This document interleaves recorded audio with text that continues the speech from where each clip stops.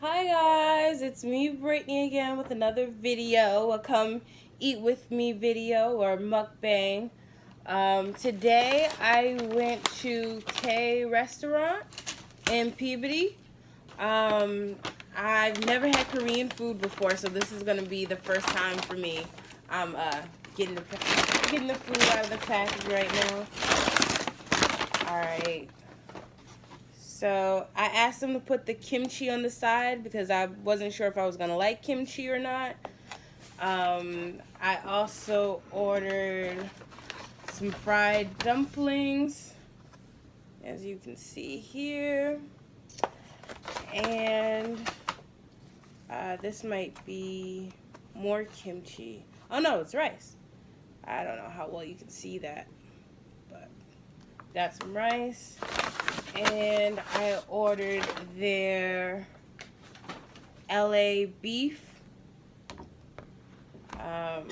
So let me see what this is. I also have my own bowl, so I can mix and see what I'm doing.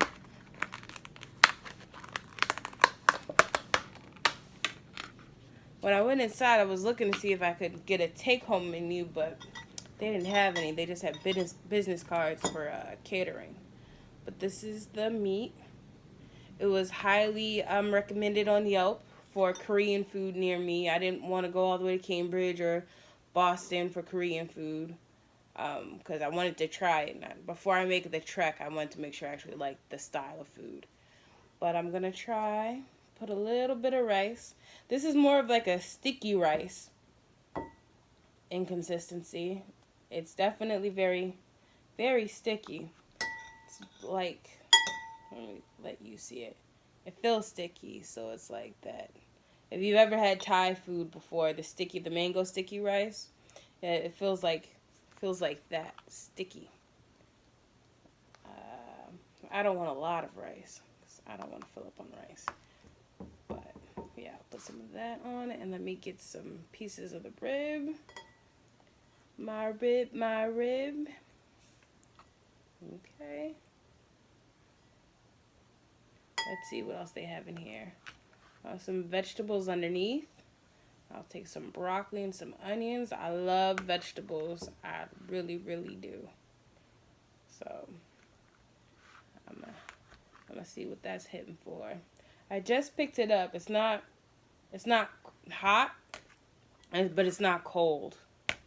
So I don't like my food crazy hot anyway. So I think I'll be fine with the temperature. I don't think I have to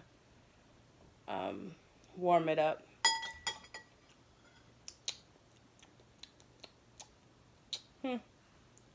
Alright.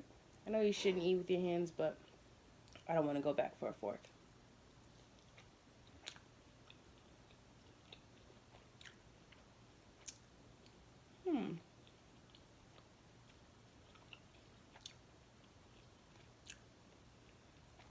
Okay. This dish was highly recommended on Yelp.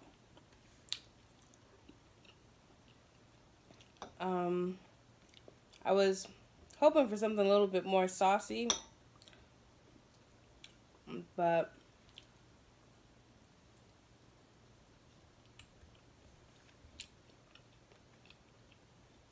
again, this is my first time having Korean food, so I didn't know what flavors to expect.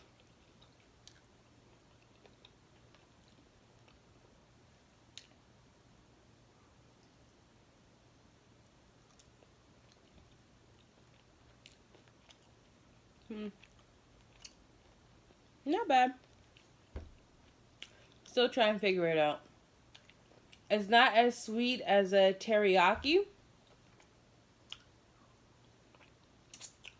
It's a little more salt, a little more garlicky to it. I wish the vegetables were cooked a little softer, but that's just personally.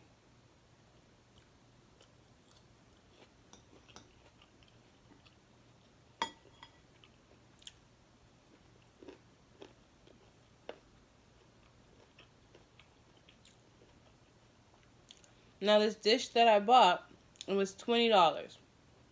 like 19 and some change, but you know, taxes and stuff. And that's not counting the appetizers of the dumpling. But it seems like a lot of food, a lot of meat.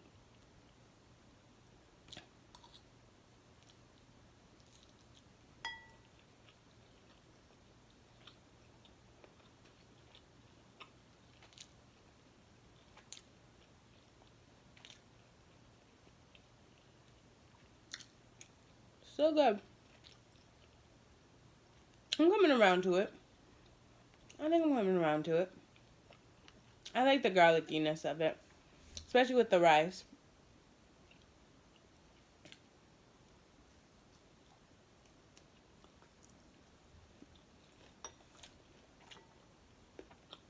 And they have a lot of onions, a lot of green onions in it.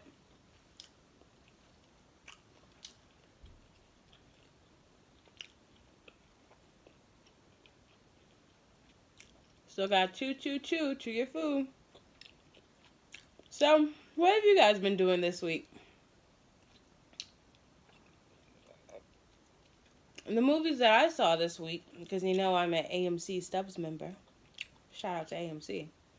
I saw Kevin Hart's and Tiffany Haddish's Night School movie. I thought it was very funny. It was very feel good, I would say.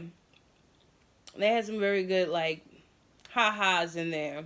Very, very entertaining. The only thing that annoyed me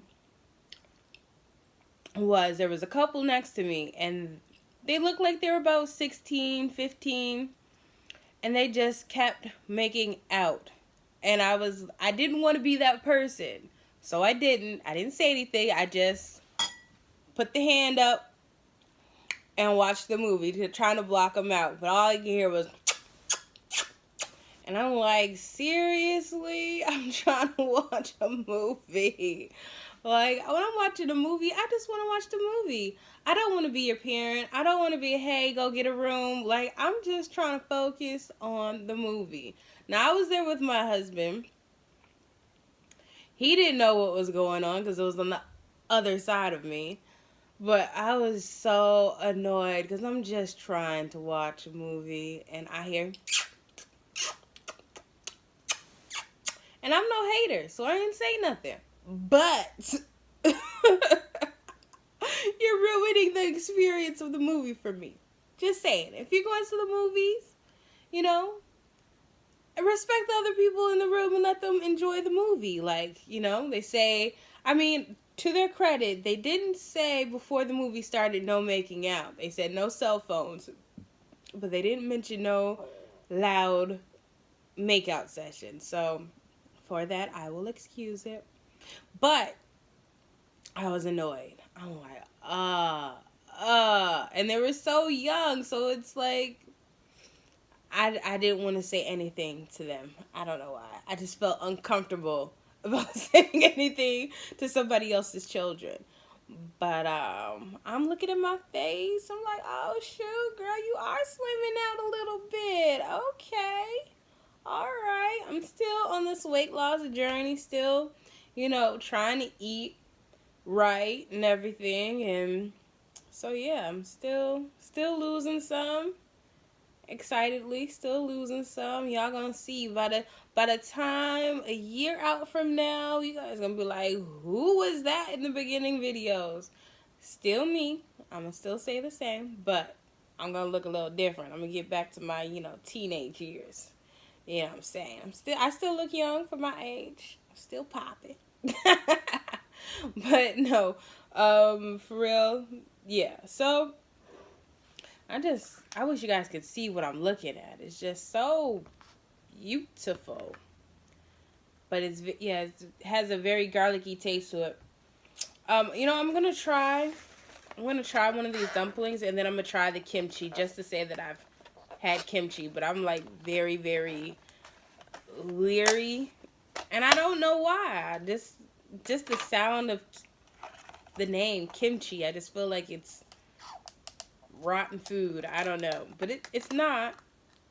I hope, but the sound of the name, I just feel like it's something that's been fermented for a long time. And I don't know. But let me try this fried dumpling.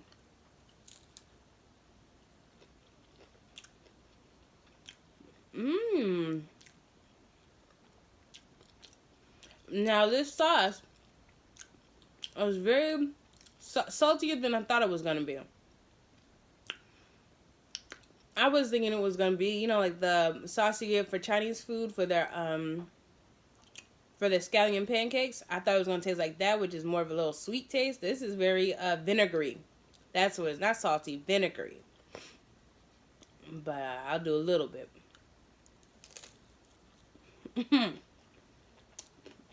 Yeah, definitely vinegary.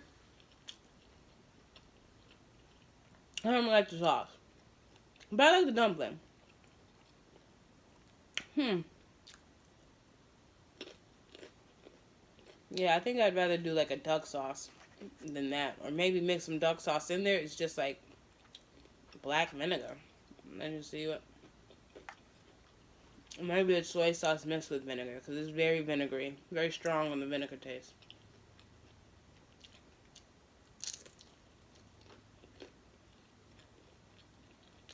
But the dumpling, as you can see, it's got a lot of green to it, so maybe broccoli, some kind of vegetable. I'm not mad at it. Tastes good.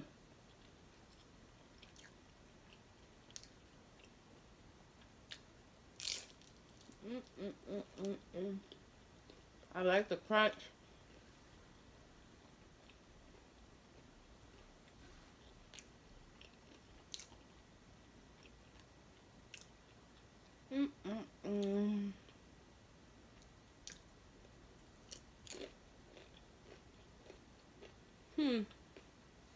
I wish I could somehow get this lower for you to see.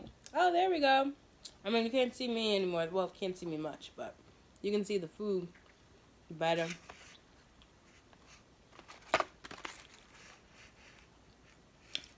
But okay, guys, I'm gonna try this kimchi. Somebody, if you guys know what kimchi is, please tell me exactly what it is in the comments, because I'm not exactly sure. So you can see the kimchi.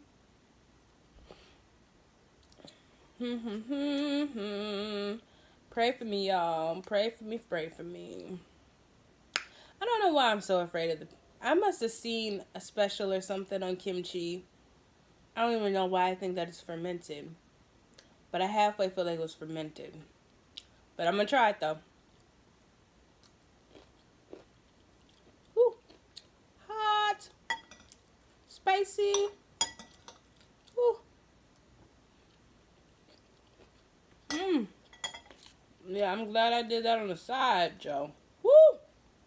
That is hot.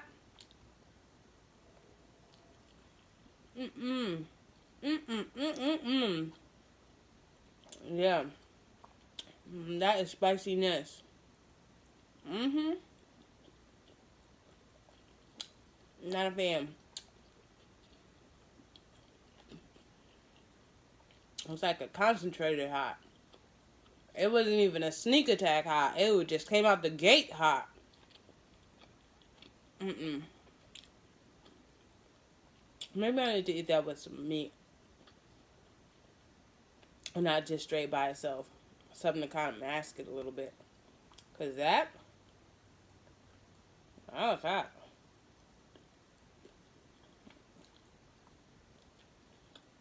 Maybe it's, you know, the not seeing it coming part. Because I didn't know what to expect. And didn't really have a smell of heat to it. Yeah. It just smells like onions. But I'm going to have to take some time on that one. Before I go back to that. Well, let's see. Okay. Listen, I forgot to talk about the movies.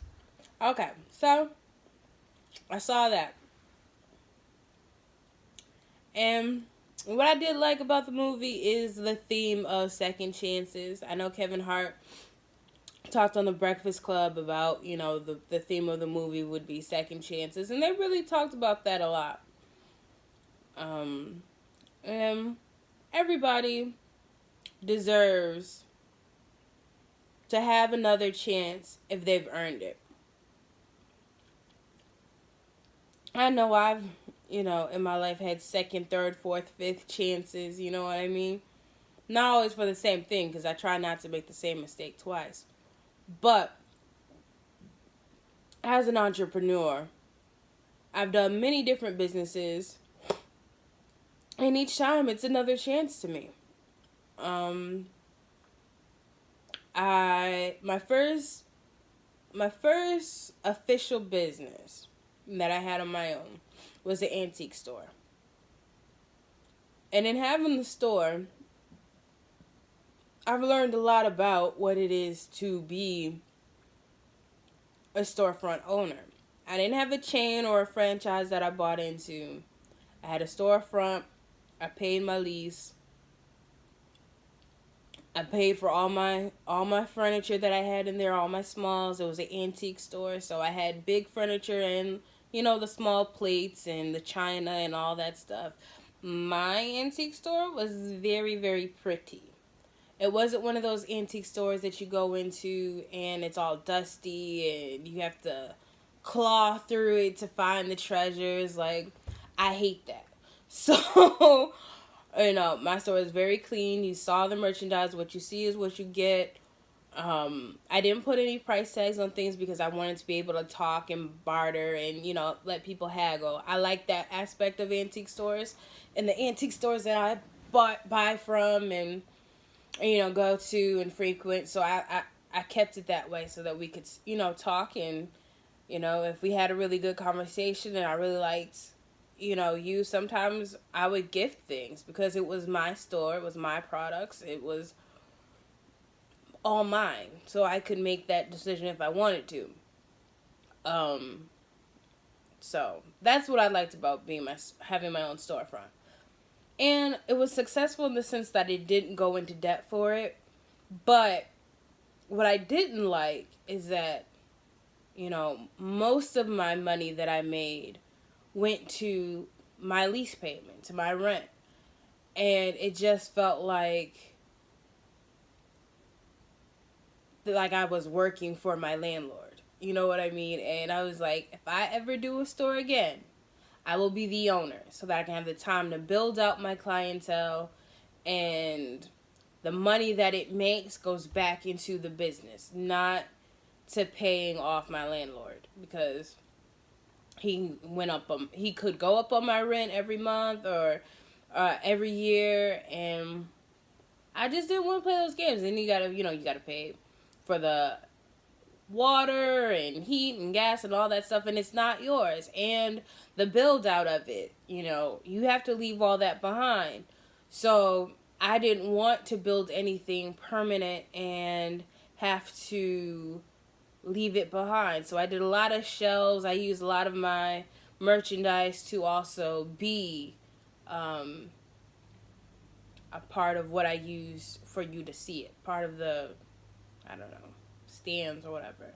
Because I also sold like handmade doilies and stuff like that I came across. And it was very, very pretty. Maybe one day I'll show a picture of it. But I sold china cabinets, all that stuff. And I did have some sales. It just it wasn't enough to be able to also eat with. It was enough to sustain the business, but it wasn't enough to sustain me. So I just did a year. And then after that year, I moved out of the area that I was in. So I didn't want to start all over again. I just sold everything and closed shop and said, next time I come out, I will be the owner of the shop. I won't just be the owner of the business. I'll be the owner of the location. And I'm slowly working my way on some new things so that I can be an owner of a shop again. But yeah, but for right now, we're in the planning phase of it all. But I'm really excited about it. I can't wait. So I can't wait, but I'm gonna get my business on and popping again.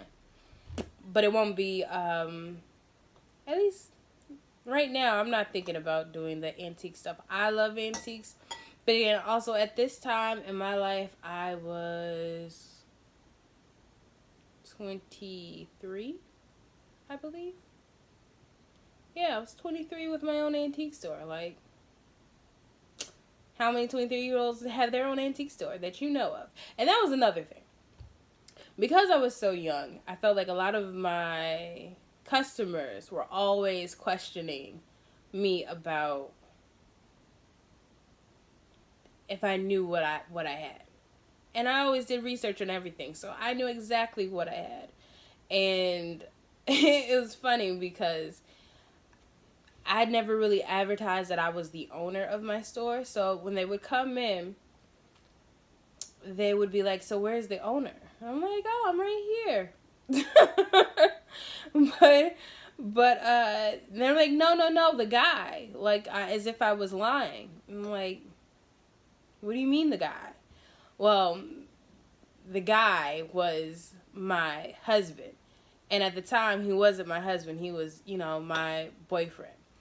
And, he would tell me that people would come up to him and be like, "Oh, she closed the shop early today," or she, trying to tell on me. Like, this is my store. And it was a lot sometimes. It was like, because in my store, the landlord had taken out the AC unit. It was a wall-through AC unit from the previous owners. But the owner, he took it out for whatever reason. Well, being that I opened my store in the wintertime, I opened it in February, I never thought about how am I going to get cool air circulating into this store, because it was cold. I wasn't thinking about it when I signed up. So summer comes, July. Oh, it was so hot in there. Like, the storefront is all windows in the front, but it's not the kind of windows that you can open. So it was just like super, super hot. And I didn't want people to come in and fall out. Like, there was no circulation. So at first I had bought one of those screen magnetic closing doors or whatever. And I thought, I could get a breeze through that. I opened up the back door, opened up the front door, let the air circulate. But it was still just way too hot. And I couldn't run the risk of myself having a heat stroke up in there, or a client coming in, a customer coming in and be like, "Woo, it's hot." So I had to close the store because, like I said, I didn't know how to change it, because it wasn't like I had central AC in there, or like the fan forced air. So I didn't know what to do about that. But I tried like closing it in the daytime and being open at night, which isn't typical for an antique store to be open at night. But I opened at night and I had music, and some people would come in and just sit and chat and, buy and barter. I didn't mind bartering. If you had something better, I didn't mind trading. But I did not like the people that would come in and just want to drop off their stuff or wanted me to buy their stuff. And I was like, no, I'm a store, so I'm selling. Now, I don't mind bartering, but you're taking something out of here with you. I'm not just, taking your stuff. It's just not going to work like that. So I did barter with a few people, but no. Yeah, so, yeah, I mean, it was a success in that I didn't lose my shirt in it, but I didn't really make enough money to sustain myself. So, and then the next time around, the business will own the property. That is what I learned. And if you're a storefront owner and you pay a lease, you know exactly what I'm talking about. And the landlord, they don't care, how much money you made. They want their rent. And just, next time I'll have better planning. I still did my business without taking any loans So that's why I didn't run myself into any other kind of crazy debts, because it was self-financed by myself. Um, but I put in a lot of work and a lot of years working for TSA to be able to pay for my storefront. So just lessons learned, but I will be back. I'm not discouraged. And in the beginning, I had a lot of troubles with getting the permitting because I don't know why, but I was the only storefront that they made have all these certifications, and they didn't do it to anybody else. But I got through it. It was very interesting, you know, the whole process. I think I had to go through a little more hoops than the people on my block. So, and I know because I asked. I'm like, well, I had to get this permit. Did you have to do that? No. Okay. So why did they come after me? I don't know. But they did. So it delayed me a little bit. It delayed me by a couple weeks. But, c'est la vie. Just another thing. You have to be on your P's and Q's. And I wasn't trying to let anybody have a reason to sue me, so I did what they asked for. But yeah. So, what have you guys done this week?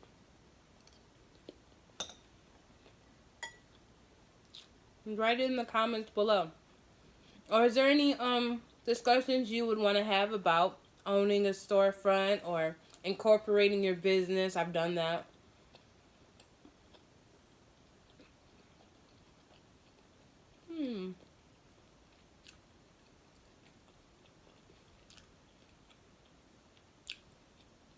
Anything you want to know about